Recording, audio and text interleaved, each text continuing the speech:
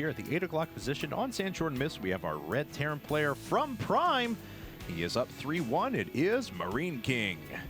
And his opponent at the 2 o'clock position from Team Liquid, our reigning Fight Club champion and blue Terran player, it is TaeJa. Yeah, and they're not even switching colors constantly to confuse us. So mannered. So they're very considerate of their casters. You know, MarineKing has always been that way, though, in our events. I mean, I know he has kind of a fun-loving personality, everything along those lines, kind of carefree, but he's always incredibly professional and really willing to play in all of our events. So hats off to MarineKing and TaeJa as well, actually.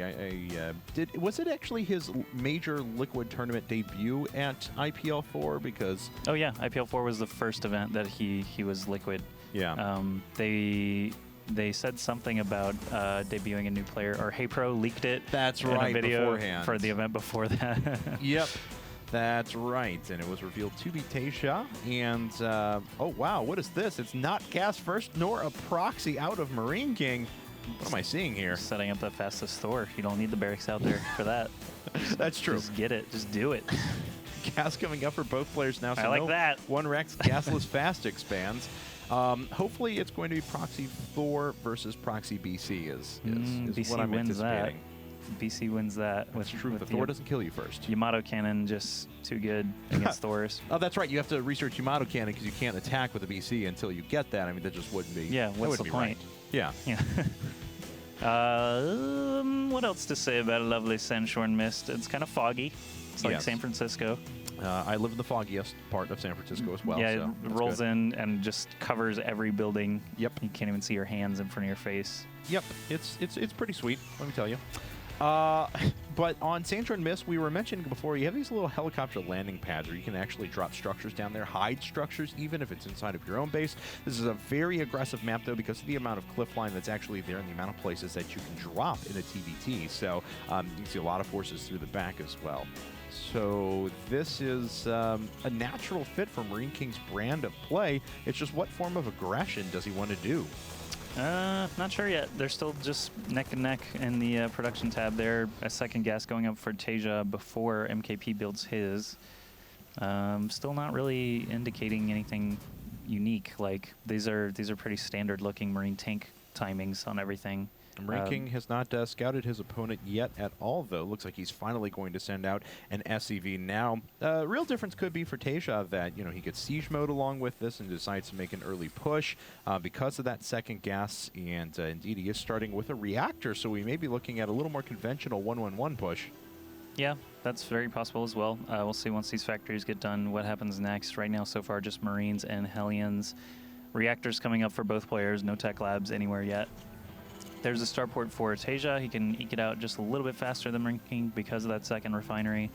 And I don't know, both just incredibly even still. All right. Well, hey, it is a proxy starport for MarineKing. Woo, I was getting concerned there for a second. It was going to be a game where MarineKing didn't proxy anything. Proxy Space Shark. Yes. Proxy Space Shark. Proxy Ursidax/unit/female calf. I messed that up, but yes. Oh, man. And TaeJa is going to have his tech lab prepared here on the factory in just a second and should be able to start siege mode pretty quickly if he wants. And already medevac #1 coming up. Doesn't have enough minerals to start his siege tank yet, but will momentarily. Yep, both players getting out some medevacs. I want to see TaeJa flip the starport. Hey, it was proxy medevacs. He flipped the roulette wheel. That's true. He got proxy medevacs. He had to do it. Sometimes you get proxy medevacs and you just got to suck it up and do it. Yeah, no tech lab or reactor or anything, so just medevacs coming out of that thing. I want to see... I would like to see TaeJa flip the starport onto the reactor just to get a bunch of medevacs, flash style. Yes. More medevacs, more win is Flash's motto. That's about right, though. Lots of Marines here. I don't know if MKP is going to be able to do anything successfully here. Well, we'll find out. As, that was almost a good bait. Siege tank pops up at the top now. Hell yeah. And that siege tank is going to prove to be pretty resilient. Equal number of medevacs hanging overhead. Siege tank has already racked up 3, now 4 kills. TaeJa being pushed back a bit, but pretty even draw there. Yeah, again, both players still hovering around 45 supply. Vikings coming out now for TaeJa. Doesn't want these medevacs to be pestering him all day. tank again getting first licks again on the Hellion, so that's good for TaeJa, having the Meteor factory unit. And that being said, MarineKing just continuing to rally across the map to meet those medevacs.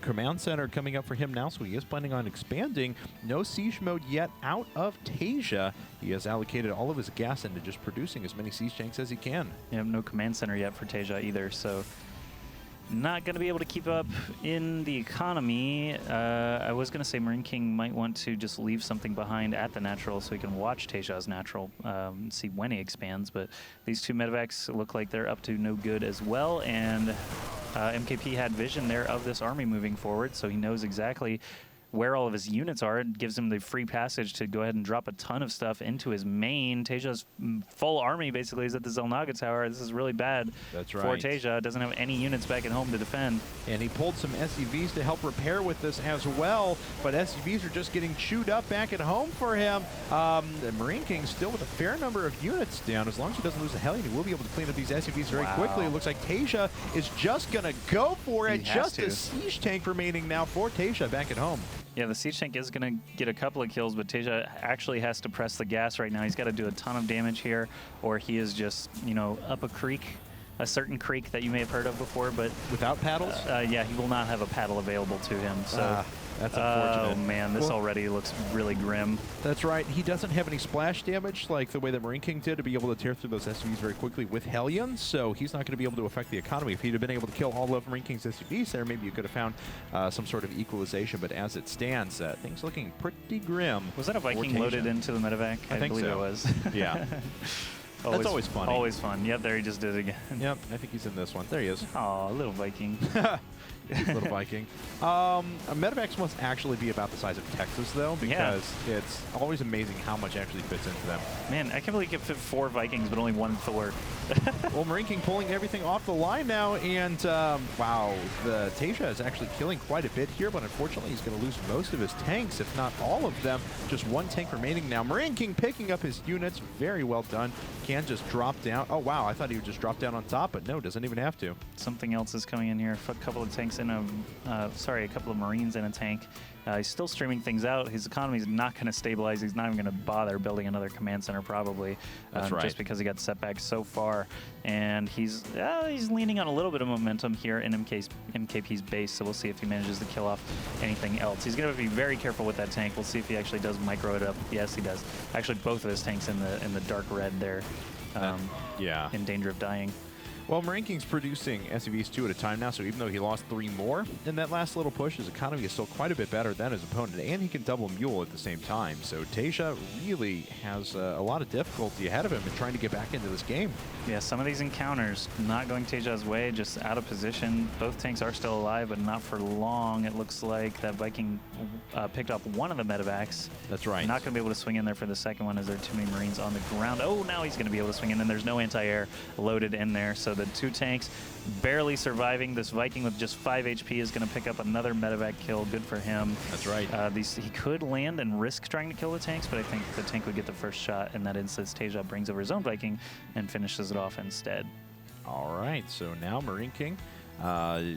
Those were the medevacs that he had overhead from quite a long period of time ago. Did he float back his starport? He did. Big string of units. Wow. Yeah. And MarineKing, honestly, I mean, once again, oh, wow, TaeJa's actually just going to GG. He doesn't even want to fight it. So MarineKing is now